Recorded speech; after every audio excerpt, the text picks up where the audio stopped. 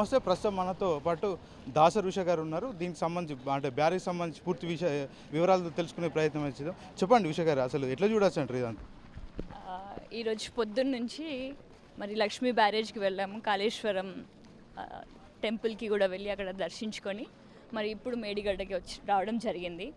మరి నిన్న budget sessions అక్కడ నడుస్తున్నప్పటికీ కూడా రైతాంగానికి మనం అండగా ఉండాలి అని చెప్పి, కోట్లాది తెలంగాణ బిడ్డలకు అండగా ఉండాలి అని చెప్పి కేటీఆర్ అన్న గారు, వర్కింగ్ ప్రెసిడెంట్ గారు, అదేవిధంగా బీఆర్ఎస్ పార్టీ ఎమ్మెల్యేలు ఎమ్మెల్సీలు అందరూ కూడా కలిసి ఈ సందర్శన అనేది పెట్టుకున్నారు. మరి ఈ సందర్శన ఎందుకు కావాలి అంటే, నేడు కొన్ని వందల టీఎంసీలు ఇప్పుడు చూసుకుంటే 10 లక్షల క్యూబిక్ సెంటీమీటర్లు అవి సముద్రంలోకి వదులుతున్నారు. మరి వీటన్నిటినీ కూడా ఈ లిఫ్ట్ ఇరిగేషన్ ప్రాజెక్ట్ కాళేశ్వరం అనేది వరల్డ్లోనే it's the greatest and the biggest largest lift irrigation project. మరి ఇట్లాంటి సిస్టమ్ని ఉపయోగించుకొని ఇరిగేషన్కి మనం ఉపయోగించుకోవాలి. కానీ ఇట్లా ఉపయోగించుకొని పోనా కేవలం రాజకీయాల కోసమే, స్వార్థ రాజకీయాల కోసమే.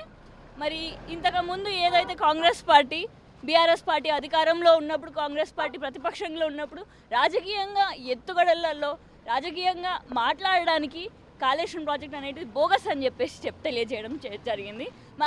అదే బోగస్ అని చెప్పి ప్రూవ్ చేయడానికే నేడు రైతాంగ పుట్టను కొడుతున్నారు. మరి ఇప్పుడు అధికారంలో ఉంది కాంగ్రెస్ పార్టీ. మరి కాంగ్రెస్ పార్టీ అధికారంలో ఉంటే ఎందుకు పొట్టన కొట్టాలి? ఏం చేయాలి? ఇప్పుడు రాజకీయమా ఇప్పుడు కావాల్సింది, లేదా రైతుల పక్షాన నిల్చోవాలా? మరి రైతుల పక్షాన నిల్చోవాలంటే ఇక్కడ మొత్తం ఇప్పుడు ఈ గోదావరి నేడు ఇక్కడ ఇదే మేడిగడ్డ దగ్గర తీసుకుంటే 60 మీటర్ల నుంచి 70 మీటర్ల ఎత్తున ఉంటుంది. ఇక్కడ నుంచి మనం హైదరాబాద్ దాదాపు 614-18 మీటర్ల దాకా ఉంటుంది. అక్కడ వరకు తీసుకొని పోవాలంటే ఇక్కడ వాటర్ని అక్కడ వరకు లిఫ్ట్ చేయాలి.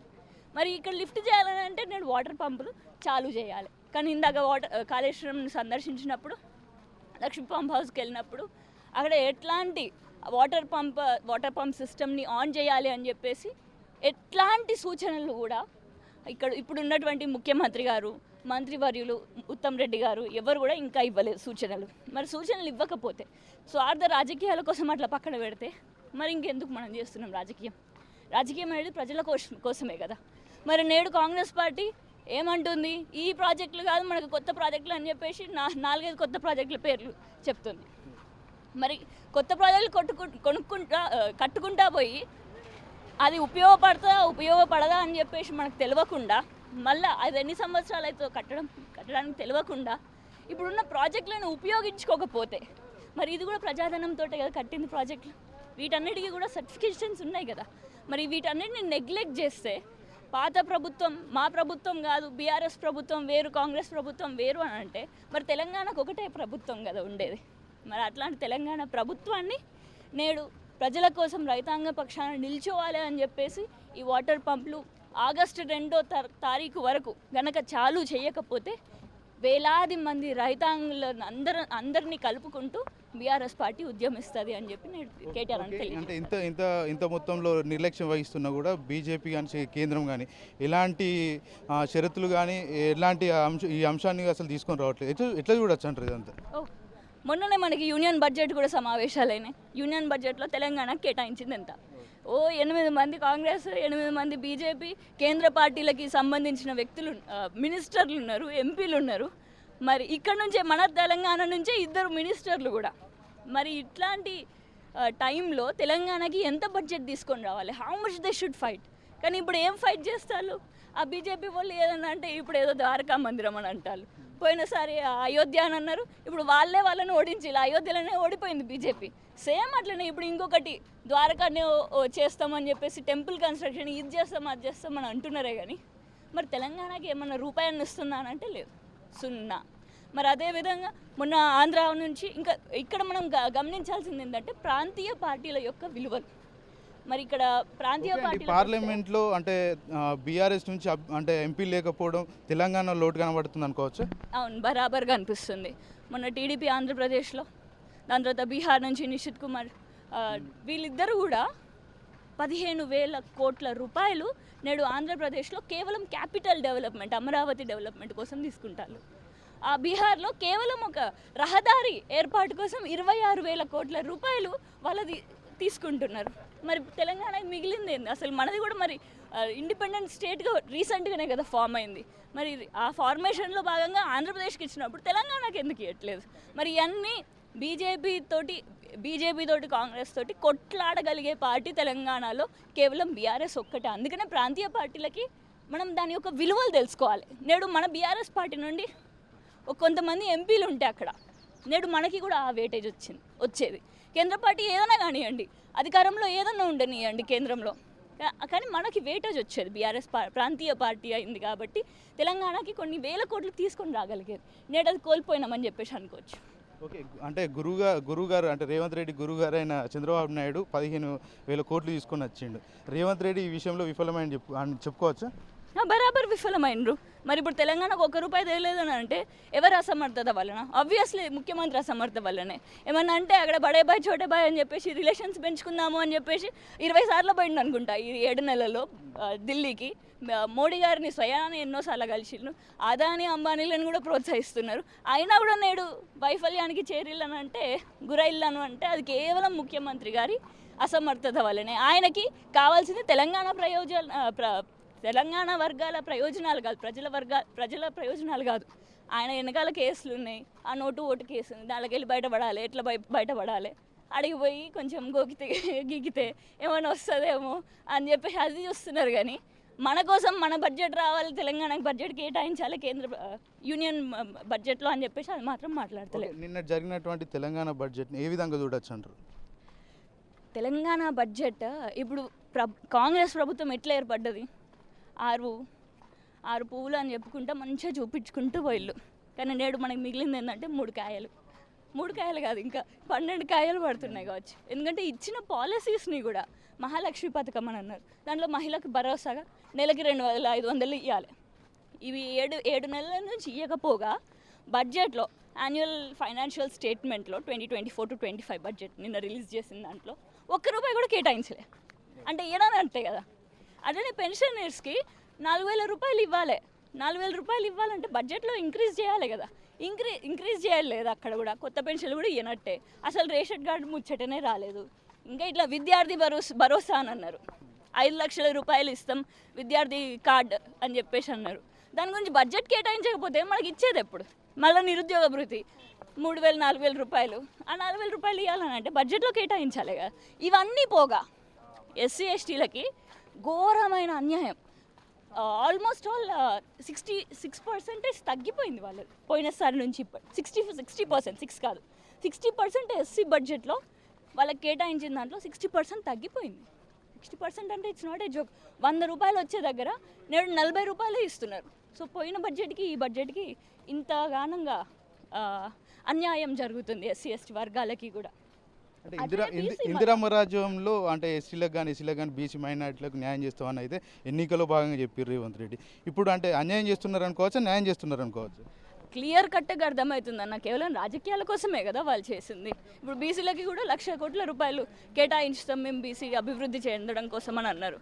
అసలు దేంట్లో ఎంత కేటాయించిందో ఒకసారి ఆలోచించండి. ఉన్నది జనాభా 50% అయితే ఎవరి బీసీ ఎస్సీ ఎస్టీ మైనారిటీలు అందరికి కూడా ఎవరు తగ్గట్టుగా వాళ్ళకి కేటాయిస్తామని చెప్పేసి నేడు చేతులు దులుపుకుంటారు. ఎందుకంటే ఎలక్షన్లు అయిపోయినాయి, ఇంకా 5 సంవత్సరాల తర్వాత కదా అని అనుకుంటున్నారు. ఇప్పుడు చేయాల్సింది వాళ్ళ పాలన. కానీ మీరు బడ్జెట్ స్పీచ్ వినేది ఉంటే క్లియర్గా తెలుస్తుంది వాళ్ళు ఇంకా ఏమంటున్నారు. పోయిన 5 సంవత్సరం ఎట్లుండే, పోయిన 10 సంవత్సరాలు ఎట్లుండే. అరే భయ్యా నీకు ఇప్పుడు అధికారం ఇచ్చింది, వాళ్ళు అవి చేయలేకపోయిల్లు అని అంటున్నారు కదా, చేసి చూపించమని చెప్పి. అంతేగాని వాళ్ళ మీద మీరు చేయలేదు అని చెప్పేసి నిందలేయడము, లేకపోతే చేసినవి కూడా ఈ కాళేశ్వరం ప్రాజెక్ట్ లాంటి ఫెయిల్ అని చెప్పేసి నాన్ సెన్సికల్ థింగ్స్ చెప్పడం వల్లనో దీనివల్ల నష్టపోయేది మరి వీళ్ళ అనేది కాదు, నష్టపోయే తెలంగాణ ప్రజలందరూ. రానున్న రోజుల్లో ప్రభుత్వం ఇలానే వివరిస్తే మీరు అంటే చేపట్టబోయే చర్యలు ఏంటి? అసలు ప్రభుత్వం ఇలానే వ్యవహరిస్తే మేము కాదన్నా, తెలంగాణ రైతాంగ బిడ్డలే బుద్ధి చెప్తారు, మహిళలే బుద్ధి చెప్తారు, వృద్ధులే బుద్ధి చెప్తారు. ఇంకెవరో చెప్పడం అవసరం లేదు. వాళ్ళందరే మళ్ళీ వచ్చేదానికి ఎలక్షన్లలో ఖచ్చితంగా బుద్ధి చెప్తారని అనుకుంటున్నాను, ఆశిస్తున్నాను. అదేవిధంగా మన తెలంగాణ బిడ్డలందరినీ కూడా నేను ఒకటే కోరుకుంటున్నా, ప్రశ్నించుదాం. ఎక్కడైనా తప్పు ఉంది అని అంటే మన తెలంగాణ బిడ్డల గుండె ఎంత విశాలమైంది అని అంటే, అరే మొన్ననే వచ్చింది కదా, 7 నెలల ముందే కదా వచ్చింది, 10 రోజుల ముందే కదా వచ్చింది, 10 నెలల ముందే కదా వచ్చింది అని అనుకుంటా ఉంటాం. కానీ ఒక్కసారి ఆలోచించండి, వాళ్ళు ఇచ్చిన హామీలు ఏంటిది? 100 రోజుల్లో చేస్తామని అన్నారు రుణమాఫీ, రైతు భరోసా కూడా ఇంప్లిమెంటేషన్ చేస్తా అన్నారు. ఇట్లాంటి అన్ని 100 రోజుల్లో చేస్తా అని మనకి ఇప్పుడు 7 నెలల సమయం గడువు మనం ఇచ్చినాం. ఇంకా ఎందుకు ఇద్దాము అని అనుకోవాలి. కాబట్టి క్షమించే లక్షణం తెలంగాణ బిడ్డలకి ఎంతో ఉంది. సో ఇప్పుడు మాత్రం మన బిడ్డల కోసం, వచ్చే ఫ్యూచర్ జనరేషన్ కోసం క్షమించడం కాదు మనకు కావాల్సింది, పోరాడడం అని చెప్పేసి నేను తెలియజేస్తున్నాను. సార్, చిన్న వానకి కాళేశ్వరం ప్రాజెక్టు మొత్తం కొట్టుకుపోతుంది. కాళేశ్వరం ప్రాజెక్టు మేడిగడ్డ ప్రాజెక్టు అంటే మేడిపండు, అది దేనికి కూడా పనిచేయదు. లక్షల కోట్లు మొత్తం ప్రజాధనాన్ని దుర్వినియోగం చేసిరని అయితే కాంగ్రెస్ ఎమ్మెల్యేలు కానీ మంత్రులు కానీ పలు సందర్భాల్లో చెప్పారు. వాస్తవంగా ఇప్పుడైతే మనమైతే కాళేశ్వరం ప్రాజెక్టు మీదనే ఉన్నాం. అట్లాంటి అవకాశం ఏమన్నా ఉందంటారా? ఈరోజు గౌరవ కేటీఆర్ గారు మరి బీఆర్ఎస్ పార్టీ ఎమ్మెల్యేలతోటి ఎమ్మెల్సీలతోటి మరి కాళేశ్వరం అలాగే ఇక్కడ రావడం జరిగింది. మనందరం చూస్తున్నాము. ప్రజలందరూ కూడా మరి ఎప్పుడైతే పిల్లర్ కూలిపోయిందో అప్పటి నుంచి కూడా గమనిస్తున్నారు. ఇక్కడ మేడిగడ్డలో పిల్లర్ కుంగిపోవడం అనేది ఇది సహజంగా జరుగుతుంటుంది, టెక్నికల్ ప్రాబ్లంతో జరిగింది. దాన్ని కావాలని చెప్పి మరి ఈ కాంగ్రెస్ పార్టీ వాళ్ళు, ఈ కాంగ్రెస్ పార్టీ, ఈ ప్రభుత్వము, ఈ మంత్రులు కేసీఆర్ గారిని ఇంత ప్రెస్టీజియస్ ప్రాజెక్ట్ని తెలంగాణలో తాగునీరు లేని పరిస్థితి ఉన్న సమయంలో మరి ఎంతో ప్రెస్టీజియస్ ప్రాజెక్ట్ కింద దీన్ని మరి కేసీఆర్ గారు తీసుకొచ్చినందుకు వాళ్ళు కావాలని దుష్ప్రచారం చేసి ప్రజలలో దీన్ని దుష్ప్రచారంగా తీసుకుపోతున్నారు. కానీ ప్రజలు గమనించారు. ముఖ్యంగా రైతులకు ఏదైతే ఉందో ఈ రోజున ఈ బ్యారేజ్ నుండి కాళేశ్వరం ప్రాజెక్ట్ నుంచి వెళ్ళి వృధాగా ఎంతైతే వాటర్ పోతున్నదో ప్రజలు గమనించారు, రైతులు గమనిస్తున్నారు. రైతులను కావాలని చెప్పి మరి కేసీఆర్ గారిని బ్లేమ్ చేయడానికి వారు కావాలని చెప్పి ఈ కాంగ్రెస్ పార్టీ ప్రభుత్వము బ్లేమ్ చేస్తుందనేది రైతులు గుర్తుపట్టారు. రైతులకు ఈ రోజున ఇంత మంచి వర్షాలున్నా, ఇంత వాటర్ ఇక్కడ ఉన్నా కూడా రైతులకు ఎందుకు పనికి రాకుండా అది సముద్రంలో పోతుందనేది రైతులు గుర్తుపట్టారు. మరి 2వ తారీఖు వరకు వాళ్ళు ఏదైతే పంపింగ్ చేయరో, ఇక్కడ ఏదైతే పంపింగ్ చేసి వాటర్ని డైవర్ట్ చేయాలో అది చేయకపోతే మరి 2వ తారీఖు తర్వాత మరి గౌరవ కేసీఆర్ గారితో పర్మిషన్ తీసుకొని మరి నెక్స్ట్ ప్రణాళిక ఏం చేయాలనేది అందరు కూడా ఎమ్మెల్సీలే అనుకోండి, ఎమ్మెల్యేలే అనుకోండి, కేటీఆర్ గారు అందరు కలిసి ప్రణాళిక సిద్ధం చేస్తారు. అంటే గతంలో చూసుకున్నట్టయితే కాంగ్రెస్ సంబంధించిన ప్రాజెక్టులు ఒక్కటి కూడా, కాంగ్రెస్ ప్రభుత్వానికి సంబంధించిన ఒక్క ప్రాజెక్టు కూడా ఇప్పటి వరకు చెక్కు చెదరలేదు. కాళేశ్వరం ప్రాజెక్టు అంటే 10 ఏళ్లలోనే మొత్తం కూలిపోయే పరిస్థితి ఏర్పడిందని అయితే బీఆర్ఎస్ నేతలు కానీ మంత్రులు కానీ చెప్తున్నారు. ఎట్లా చూడొచ్చు అంటారు? ఇది కావాలని కాళేశ్వరం ప్రాజెక్ట్ అనేది ఇప్పటి వరకు కాంగ్రెస్ పార్టీ వాళ్ళే అనుకోండి, ఎవరే కానీ ఇంత పెద్ద ప్రాజెక్ట్ని, ఇంత ప్రెస్టీజియస్ ప్రాజెక్ట్ని లక్షలాది ఎకరాలకి మరి సాగునీరు ఇచ్చే ప్రాజెక్ట్ కాబట్టి ఇది ప్రపంచమే, దేశమే మరి ప్రాజెక్ట్ గురించి చర్చించుకుంటుంది. కాబట్టి ఈ ప్రాజెక్టు ఫెయిల్ అయిందని చెప్పి ప్రజల్లో తీసుకుపోవాలి, రైతులలో తీసుకుపోవాలి, కేసీఆర్ గారిని బ్లేమ్ చేయాలని చెప్పి వాళ్ళు కంకణం కట్టుకున్నారు. కాబట్టి అలాంటివన్నీ ఏం జరగవు. మరి ప్రజలు చూస్తున్నారు. రాబోయే రోజులలో ప్రజలు ఇంకా చూసేది బాగుంటుంది. కాబట్టి ఇది ముమ్మాటికి బ్లేమ్ చేయడానికి, కేసీఆర్ గారిని బ్లేమ్ చేయడానికి చేస్తున్నదని చెప్పి ప్రజలు. రివర్స్ పంపింగ్ అనేది టెక్నికల్గా వర్కౌట్ కాదు. ఇది కేవలం కేసీఆర్ అంటే మూటాల కోసమే వేసిండని అయితే కొమ్మటిరెడ్డి వెంకటరెడ్డి అంటున్నాడు. ఎట్లా చూడొచ్చు అంటారు?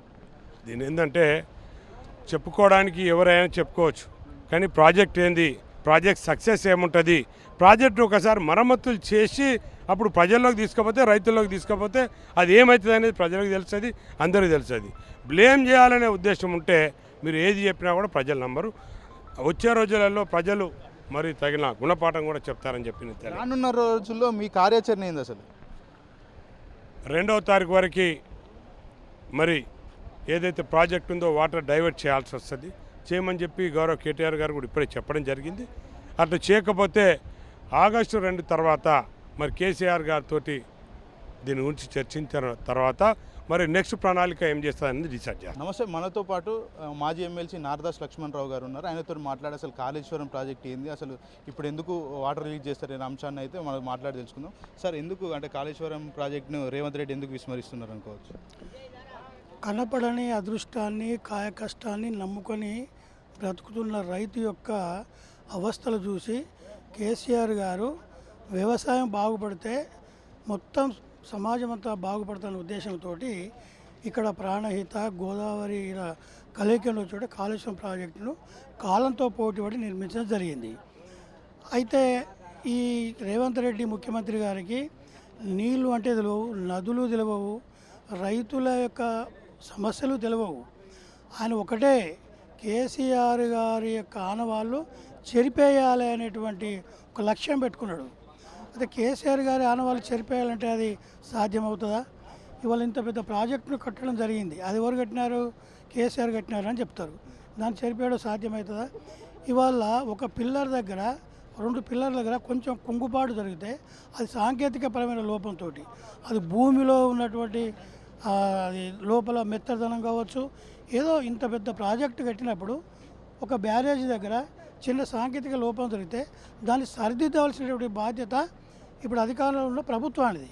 దాన్ని సరిదిద్దే అవకాశం ఉన్నప్పటికీ కూడా సరిదిద్దకపోవడం ఉద్దేశం ఏంటంటే కేసీఆర్ గారి చేసినటువంటి అభివృద్ధిని ప్రజల మదిలో నుండి చెరిపివేయాలి. దాని తర్వాత తాను చేసినటువంటి పనులు ముందుకు తీసుకురావాలనేటువంటి ఉద్దేశంతో ఈ కాళేశ్వరం ప్రాజెక్టులో చిన్న పొరపాటు జరిగితే దాన్ని సరిదిద్దకుండా ఇట్లా రాజకీయంగా కేసీఆర్ గారిని బదనం చేయాలనే ఉద్దేశంతో ఆయన ఈ కాళేశ్వరం ప్రాజెక్టు ఈ మేడిగడ్డ దగ్గర కుంగినటువంటి ఆ 2 పిల్లలు బాగు చేయడం లేదు. మరి అవి కుంగే పోయినట్టు ఎడుతుంటే అక్కడ నీళ్లు ఈ రకంగా ఇప్పుడు 10 లక్షల క్యూసెక్ల నీరు సునాయాసంగా ఆ కుంగిన పిల్లర్ల కింది నుండి పోతున్నది. మరి అట్లాంటప్పుడు ఇది కొట్టుకుపోవాలి కదా. మేడిగడ్డ మేడిపండు అయిపోయింది, లక్షల కోట్ల రూపాయలు నీళ్ళ పాలైనాయని చెప్తున్నారు కదా. మరి ఇంత వరద ఏ రకంగా పోతుంది? ఇదంతా కుంగిపోయిందా, కూలిపోయిందా? లేదు కదా. కనుక ఇదంతా కూడా కేసీఆర్ గారిని బదనాం చేయాలని. కానీ కేసీఆర్ గారిని బదనాం చేయాలి, ఆయన ఆనవాళ్ళు చెరిపేయాలంటే తెలంగాణ రాష్ట్రాన్ని సాధించిన చరిత్రనే కేసీఆర్ గారిది కదా. మరి రాష్ట్రాన్ని మాయం చేస్తావా? కేసీఆర్ గారి ఆనవాళ్ళను చెరిపేయాలనేటువంటి ఆయన ఆనవాళ్ళను చెరిపేయాలని తెలంగాణ రాష్ట్రాన్ని మాయం చేయదలుచుకున్నావా? మరి ఇప్పుడు తెలంగాణ రాష్ట్రం లేకుండానే మరి చంద్రబాబు నాయుడు గారితో కలిసి మరి ఆంధ్రప్రదేశ్ను తెలంగాణ కలిపి మళ్ళీ ఉమ్మడి ఆంధ్రప్రదేశ్ రాష్ట్రం చేస్తావా? అంటే ఇవన్నీ కూడా అపరిపక్వమైనటువంటి ఆలోచనలు. ఆయనకు ప్రజలు మంచి అవకాశం ఇచ్చిండ్రు, చిన్న వయసులో ముఖ్యమంత్రిగా బాధ్యతలు చేపట్టిండు. ఆయన కేసీఆర్ గారు అసంపూర్తిగా వదిలిపెట్టిన పనులను ముందుకు తీసుకుపోవాలి. ఇక్కడ కేసీఆర్ గారు ఇక్కడ టూరిజం స్పాట్గా దీన్ని తీర్చిదిద్దామని చెప్పారు, దాన్ని ముందుకు తీసుకుపోవాలి. టూరిజం స్పాట్ తయారు చేయాలి దీన్ని. అదేవిధంగా మత్స్య పరిశ్రమను ఇక్కడ ప్రోత్సహిస్తామన్నారు, దాన్ని ముందుకు తీసుకుపోవాలి. కేసీఆర్ గారు చేసిన అభివృద్ధిని కొనసాగిస్తూ తన యొక్క మూలాలు ఉండేటువంటి అభివృద్ధిని ముందుకు తీసుకుపోవడం ద్వారా ఆయన ప్రజలకు దగ్గర అవుతాడు, ఆయనకు రాజకీయంగా కూడా లబ్ధి చేకూరుతూ. తప్పితే గత ప్రభుత్వము చేసినటువంటి పనుల లోపాలను ఎత్తు చూపుతూ ఇంకా బదనమే చేయడం ద్వారా రాజకీయ లబ్ధి పొందాలంటే సాధ్యం కాదు.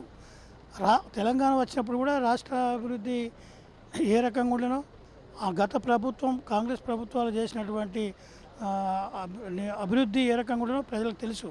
దాన్ని ఏ రకంగా కేసీఆర్ గారు ముందుకు తీసుకుపోయినారో ఆ రకంగా ఇప్పుడు కాంగ్రెస్ హయాంలో కట్టిన ప్రాజెక్టులన్నీ ఇప్పటికి కూడా చెక్కు చెదరకుంటున్నాయి. బీఆర్ఎస్ కట్టిన ప్రాజెక్ట్ ఏదైతుందో కాళేశ్వరం ప్రాజెక్టు ఇప్పటి వరకు కూడా పూర్తి మొత్తంలో డ్యామేజ్ అయింది, ఎందుకు పనికిరాదని అంటున్నారు. ఎట్లా చూడొచ్చు అంటారు? అది పోచంపాడులో ఒక మిస్టేక్ జరిగింది, నాగార్జున సాగర్లో కూడా 2 పిల్లర్ల ప్రాబ్లం అయితే దాన్ని బాగు చేశారు. ప్రపంచం లోపల కూడా ఎక్కడెక్కడో పెద్ద పెద్ద బ్యారేజ్ల నిర్మాణం అయింది. ఆ నిర్మాణమైన చోట్ల కూడా చిన్న చిన్న పొరపాట్లు జరిగినాయి. పొరపాట్లు జరగలేదని కాదు, అది పొరపాటుకు కారణం ఏంటో తెలుసుకోవాలి. దాన్ని ఎందుకు కాంగ్రెస్ ఇప్పుడు ఎందుకు ఇక్కడ మిడ్మానేరు మేము అధికారంలోకి వచ్చిన వెంటనే మిడ్మానేరులో లోపం జరగలేదా? వెంటనే దాన్ని టీఆర్ఎస్ ప్రభుత్వం వెంటనే దాన్ని పూడ్చే ప్రయత్నం చేయలేదా? అది తప్పిదాలు సాంకేతికంగా జరిగినప్పుడు అది ఎట్లా జరిగింది అనేది ఎంక్వైరీ చేయాలి, దానికి కారణం ఏందో తెలుసుకోవాలి, దాన్ని సరిదిద్దే ప్రయత్నం చేయాలి. కేసీఆర్ కట్టిన ప్రాజెక్టులు కూడా చెక్కు చెదరకుండా ఉన్నాయి. ఇప్పుడు ఇన్ని ఒక కాళేశ్వరం ప్రాజెక్ట్ అంటే ఒక మేడిగడ్డనేనా? అనేక రిజర్వాయర్లు ఉన్నాయి కదా, అనేక పంప్ హౌజులు ఉన్నాయి కదా, టన్నల్స్ ఉన్నాయి కదా, దాని తర్వాత కాలువలు ఉన్నాయి కదా, ఇదంతా కలిసి కాళేశ్వరం ప్రాజెక్టు.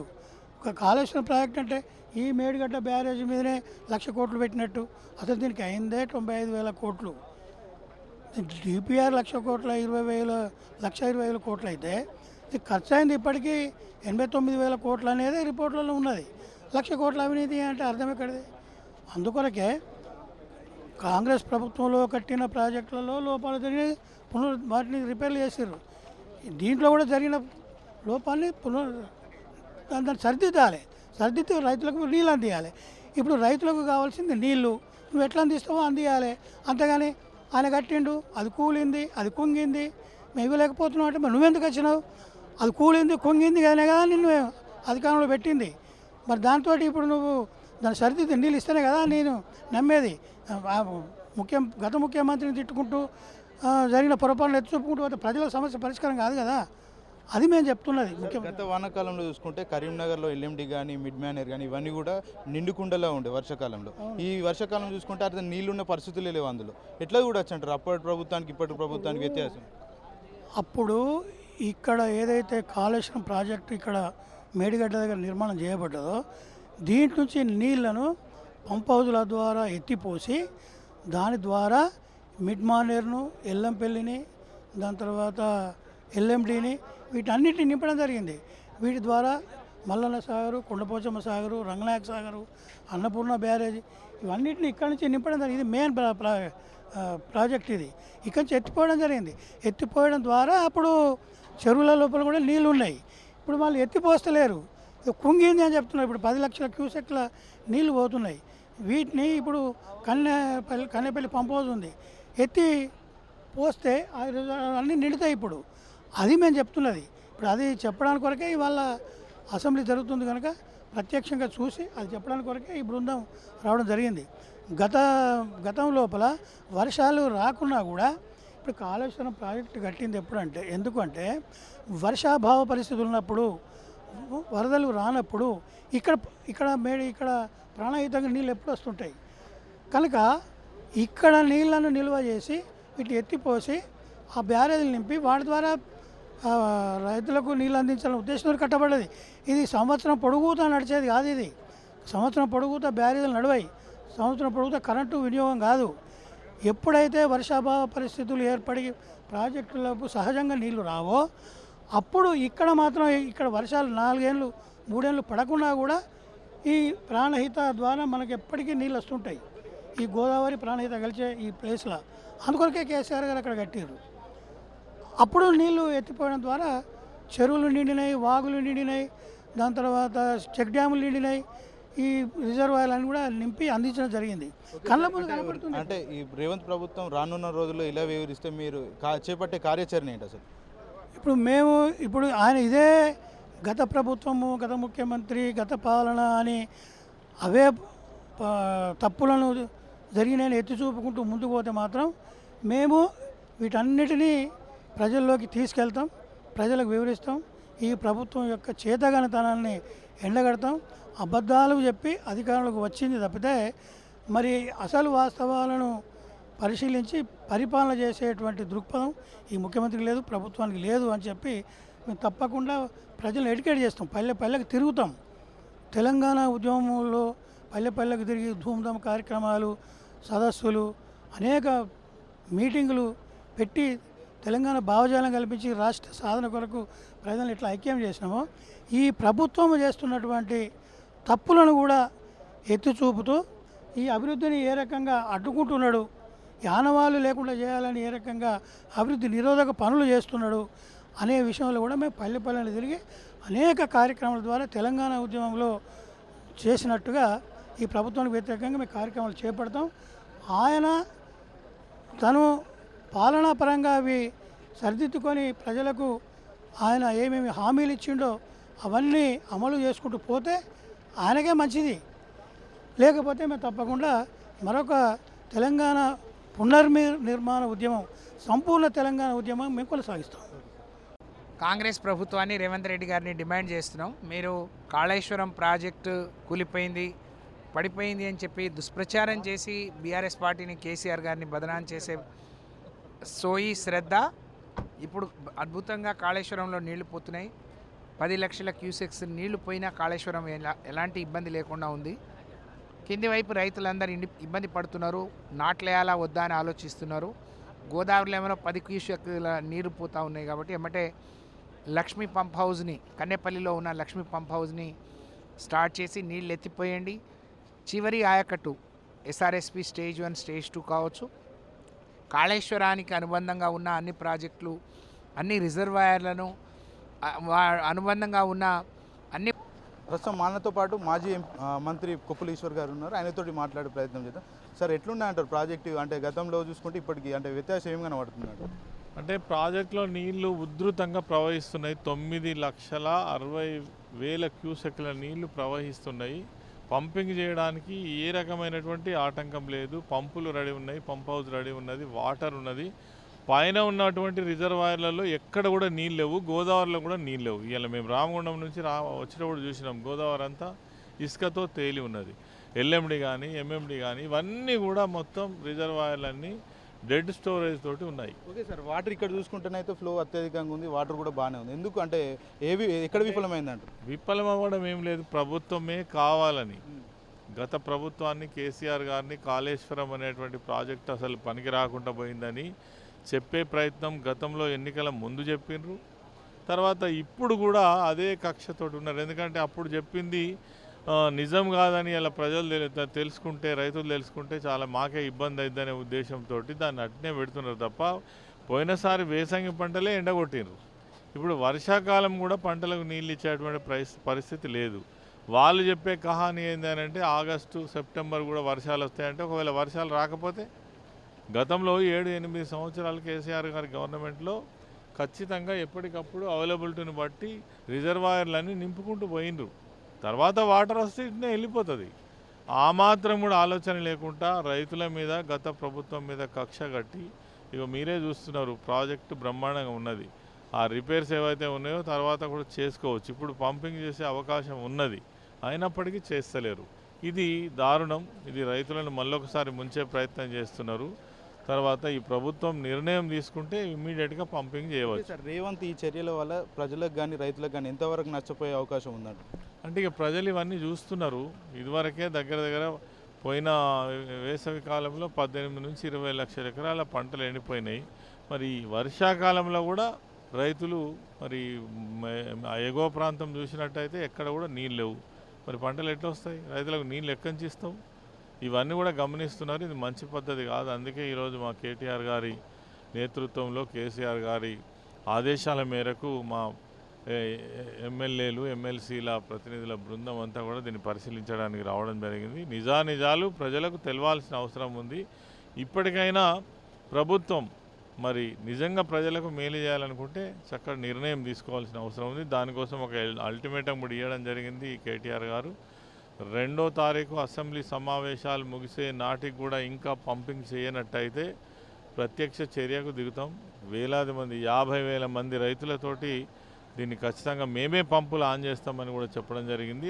ఆ పరిస్థితి రాకముందే ప్రభుత్వం కళ్ళు తెరిచి పంపింగ్ చేసి మొత్తం రిజర్వాయర్లన్నీ నింపడం వల్ల రాష్ట్రానికి మేలు జరుగుతుంది, రైతులకు మేలు జరుగుతుంది, పంటలు తీసుకోవచ్చు అనేది మేము చేస్తున్నటువంటి demand. Okay sir, Kaleshwaram project ఇక దేనికి కూడా పనిచేయదు, దేనికి మొత్తం లక్షల కోట్ల ధనం మొత్తం వృధా చేసిరని అయితే అసెంబ్లీ సాక్షిగా వాళ్ళు చెప్పడం జరిగింది. ఎట్లా చూడొచ్చు అంటారు? అంటే ఇప్పుడు నిండుకుండలా ప్రవహిస్తున్నది, ఎట్లా చూడొచ్చు? అందుకే నేను చెప్తున్నా కదా, వాళ్ళు చేసిన అబద్ధపు ప్రచారం అంతా ఇది నిజం కాదని ఇప్పుడు తేలిపోతే ప్రజల ముందు వాళ్ళ వాల్యూస్ ఏముంటాయి?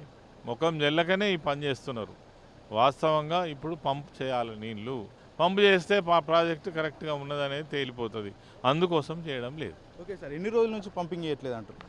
అసలు చేయట్లేదు. ఇప్పుడు దాదాపుగా ఈ ప్రవాహం ఒకటి దగ్గర 15 నుంచి 20 రోజుల నుంచి దాదాపు లక్షల క్యూసెక్కులు పోతుంది. 3 లక్షల నుంచి మొదలుకుంటే ఇలా 9 లక్షలు 10 లక్షల వరకు ప్రవాహం పోతుంది. మరి దీన్ని పంపు చేసే అవకాశం ఉంది. ఇప్పటికే మనం కన్నెపల్లి పంప్ హౌస్కి పోయినాం, పంప్స్ అన్నీ రెడీ ఉన్నాయి, ఆన్ చేస్తే ఆన్ అవుతాయి, నీళ్ళు వెళ్ళిపోతాయి. సార్ అంటే ఇంత ప్రణాళిక ఉన్నా కూడా రేవంత్ రెడ్డి అసలు ఎందుకు పట్టించుకుంటలేడు అంటే ఇది కక్ష సాధింపు ధోరణి. రైతులు సచ్చినా పర్వాలేదు, గత ప్రభుత్వాన్ని బదనాం చేయడమే ఒక ఏకైక ఎజెండా పెట్టుకొని పోతున్న ప్రభుత్వం. ఇది మంచిది కాదు. రైతే రాజుగా రైతుని రాజుని చేస్తా అని ఎన్నికల్లో అయితే చెప్పిండు. ఇప్పుడు చూస్తేనైతే రైతులను విస్మరిస్తున్నారు. ఎట్లా చూడొచ్చు అంటే ఆయన మాట్లాడిన ఏ ఒక్క మాట కూడా నిజం లేదు. అది సంక్షేమం కావచ్చు, ఇరిగేషన్ ప్రాజెక్టుల విషయం కావచ్చు, రైతులకు ఇచ్చిన హామీలు కావచ్చు, 6 గ్యారంటీలు కావచ్చు, ఏది కూడా ఒక్కటంటే ఒకటి నిజం లేదు. నోరు తెరిస్తే అబద్ధం తప్ప ఏం లేదు. ఇది కూడా పచ్చి అబద్ధం. మరి దీని నుంచి బయటపడడం కోసం చేస్తున్న ఒక విఫల ప్రయత్నం. దీనివల్ల లక్షల మంది రైతులు నష్టపోతారు, రాష్ట్రం నష్టపోతుంది. ఇది మంచిది కాదని మేము తెలియజేస్తూ ఉన్నాం. హాయ్ నమస్తే. ఈరోజు ప్రస్తుతం మనమైతే కాళేశ్వరం ప్రాజెక్టులోని భాగంగా ఉన్నటువంటి కన్నపల్లి లక్ష్మీ బ్యారేజ్ వద్దన అయితే ఉన్నాం. దీని గురించి మనతో పూర్తి స్థాయి సమాచారం ఇవ్వడానికి బీఆర్ఎస్ నేత సురేష్ యాదవ్ అయితే ఉన్నారు. ఆయనతో మాట్లాడించే ప్రయత్నం చేద్దాం. అన్న చెప్పండి అన్న, అసలు ఈ ప్రాజెక్ట్ ఏంది, అసలు ఎందుకు మోటార్లు ఆపేయాల్సిన అవసరం వచ్చిందంటారు కాంగ్రెస్ ప్రభుత్వం? కేసీఆర్ గారి మీద కోపంతో కాళేశ్వరం పనికిరాదని చెప్పి ఈ రాష్ట్ర ముఖ్యమంత్రి ఒక సన్నాసి ఏం చేస్తుందంటే ఇష్టం వచ్చినట్టు చేయాలా. ఇప్పుడు మా తుంగతుర్తి ప్రాంతం, చిట్ట చివరి ప్రాంతం, అక్కడ దాకా కూడా ఈ కాళేశ్వరం జలాలతో కడుపు నింపింది కేసీఆర్ గారు. ఇప్పుడు మీకు కనపడుతున్న ఈ పంప్ హౌస్లోంచి పంపులు ఆన్ చేస్తే సూర్యాపేట, కోదాడ, తుంగతుర్తి ప్రాంతాలు సస్యశ్యామలం అవుతాయి. ఎక్కడో 400 కిలోమీటర్లు ఉన్న దాకా కూడా కాలువల ద్వారా మిడ్మానేరు, లోయర్ మానేరు నింపుకొని మా కాడ కొడకళ్ళ దగ్గర బయ్యన్న బాగాన ఒక రిజర్వాయర్లో నింపితే మా తుంగతుర్తి ప్రాంతం తాగునీరుకు ఉంటుంది. కానీ ఓన్లీ కేసీఆర్ గారి మీద కోపంతో ఎలక్షన్ల కోసం ఒక స్టంట్ చేసి కాళేశ్వరం పనికిరాదని కోపంతో ఆ రోజు కాళేశ్వరం మీద బూచి చూపెట్టి ఓటు దండుకుని ఈ రాష్ట్ర ముఖ్యమంత్రి. మూసి మాత్రం సుందరీకరణ చేస్తే 1,50,000 కోట్లు బాగుంటుంది, కానీ 80,000 కోట్లతో ఇలా తెలంగాణకి వరప్రధానంగా ఉన్న కాళేశ్వరం ప్రాజెక్టు పనికిరాదని చెప్తున్నా ఈ రాష్ట్ర ముఖ్యమంత్రి అసలు ఎలిజిబుల్ కాదు ఈ రాష్ట్రానికి. ఎందుకంటే రైతాంగానికి అవసరం కోసం ఒకప్పుడు తెలంగాణ ఉద్యమంలో ఒక పాట ఉండేది. తలాపున పారుతుంది గోదావరి, మన ఊరు మనుషులకు ఎడారని. ఆ తలాపున పారుతున్న గోదావరిని తీసుకొచ్చి మా తుంగతుర్తి ప్రాంతంలో తెలంగాణ రైతులు కాళ్ళను కడిగింది కేసీఆర్ గారు. ఓన్లీ కేసీఆర్ గారి మీద కోపం తప్పితే ఈ రాష్ట్ర ముఖ్యమంత్రి ఇంకో ఉద్దేశం లేదు. పంపులు ఆన్ చేస్తే ఏమవుతుందని మాట్లాడుతున్నారు. పంపులు ఆన్ చేస్తే ఏమవుతుంది? మిడ్మానేరు, లోయర్ మానేరు కిందున్న మొత్తం చెరువులతో పాటు కుంటలన్నీ నిండితే పంట రేపు పొద్దున్నే పొలాలు దున్నుతారు. పొలాలు దున్నితే పంట పండుతుంది. పంట పండితే కొండం చాదగాని ఈ ముఖ్యమంత్రి నీళ్ళు ఇయ్యదలుచుకోలేదు. నీళ్ళు ఇయ్యద్దు. నీళ్ళు ఇస్తే ఏమైందంటే ఆయన పేరు వస్తుంది, కేసీఆర్కి పేరు వస్తుంది. అరే కాళేశ్వరం కొట్టుకపోయిద్దని చూసినా కాలేదు. కాళేశ్వరం కూలిపోవడం, కాళేశ్వరం ఏమైనా ఇబ్బంది కావడం కూడా ఇది కుట్రలో భాగమే. మా లాంటి కార్యకర్తలు కూడా కుట్ర అనుకుంటున్నాం. ఏదో బూచిగా పెద్ద పెద్ద రిజర్వాయర్లే కొట్టుకపోతున్న సందర్భం. ఇలా కాళేశ్వరంలో 10 లక్షల క్యూసెక్ల నీళ్ళు గోదావరి పాలవుతున్నాయి. కింద ధవళేశ్వరం నుంచి సముద్రం కలుస్తున్నాయి. అవి పంపింగ్ చేసుకుంటే ఇలా నిన్న లోయర్ మానేరు కానీ మిడ్ మానేరు కానీ ఎండిపోయి ఉంది. అంత ఇలా వచ్చేది ఆగస్టు వానలు అసలు సరిగ్గా లేవు. నింపుకునే శాతగానే ముఖ్యమంత్రి వలన ఎంత దౌర్భాగ్యమైన పరిస్థితి వచ్చింది. గత రాజశేఖర రెడ్డి ప్రభుత్వంలో గోదావరికి సంబంధించి పూర్తి స్థాయిలో తెలంగాణ ప్రాంత వాసులకైతే నష్టం జరిగింది. మళ్ళీ అదే పునరావృతం అయ్యే ఛాన్స్ ఉందంటారా? ఈ రాష్ట్రం ముఖ్యమంత్రి తెలంగాణ ఉద్యమం లేడు. ఈ రాష్ట్ర ముఖ్యమంత్రి తెలంగాణతో సంబంధం లేదు. ఈ రాష్ట్ర ముఖ్యమంత్రి తెలంగాణ వాళ్ళ గోస తెలియదు. ఈ రాష్ట్ర ముఖ్యమంత్రి నిరుద్యోగ సమస్య తెలియదు. ఈ రాష్ట్ర ముఖ్య రైతాంగ సమస్య తెలియదు. ఓన్లీ ఈయన పేమెంట్ సీటుతో వచ్చిన ముఖ్యమంత్రి.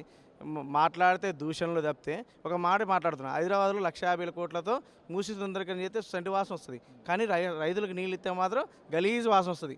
అది రాష్ట్ర ముఖ్యమంత్రి నైజం. ఓకే, ఆ బడ్జెట్ కూడా పూర్తి స్థాయిలో తప్పుడు ప్రచారాలు. ఒకసారి 50 కోట్లని, మరొకసారి 75 కోట్లని, చివరకు ముఖ్యమంత్రి 150 కోట్లు పెడతామని చెప్తున్నాడు. ఎట్లా చూడొచ్చు అంటారు పూర్తిగా? ఎందుకంటే మంత్రి చెప్పేది వేరే ఉంది, సీఎం చెప్పేది వేరే ఉంది. ఎట్లా చూడొచ్చు అంటారు? అది 8 సీట్లు ఇస్తే 16 సీట్లతో తెచ్చింది ఈ రాష్ట్రానికి గుండు సున్నా. కానీ ఈ రాష్ట్రంలో రాష్ట్ర బడ్జెట్లో కూడా తెలంగాణ రైతాంగానికి గుండు సున్నానే వచ్చింది. ఏం మాట్లాడుతున్నా? రైతు బంధుని, రైతు భరోసా చేస్తాను ఈ రాష్ట్ర ప్రభుత్వం ఇంతవరకు రూపాయి కూడా ఇవ్వలేదు.